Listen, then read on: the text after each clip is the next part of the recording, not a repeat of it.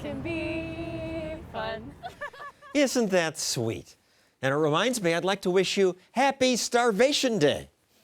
Well, that is what Thanksgiving would be called if the Pilgrims had kept to the communal property rules they started with. When they first settled at Plymouth, they were told, share everything. Share the work, you'll share the harvest. The colony's contract said that it was to be a common. Settlers were to receive their necessaries out of the common stock. There was to be no individual property. The labor of the colony was to be organized according to the different capabilities of the settlers. Sounds like Karl Marx. From each according to his ability, to each according to his need. And that sounds fair. They nearly starved. It's the tragedy of the commons. When people can get the same stuff by working less, they will. Plymouth settlers faked illness rather than work the common property. The harvest was meager, and for 2 years there was famine. But then they dropped the commons idea. The colony's governor, William Bradford, wrote, they should set corn, every man for his own particular, assign to every family a parcel of land. The results were dramatic. This has had very good success. It made all hands very industrious. Much more corn was planted. Instead of famine, plenty. Thanks to private property, they got food. And we have food. Happy Thanksgiving. Be thankful.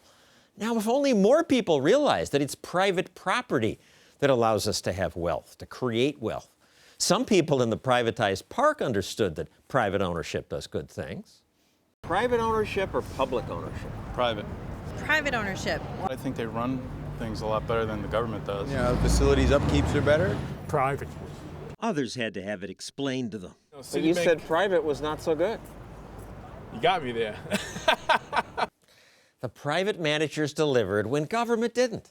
What private property does, as the Pilgrims discovered, is connect effort to reward. That creates an incentive for people to care much more and protect things. That's what's protected the elephants in Zimbabwe, the buffalo in the West, and these Atlantic salmon. It's what saved the Pilgrims. And then it made America the richest country in the history of the world. If you live in this slum in Egypt and have no deed to your property, you're stuck in poverty.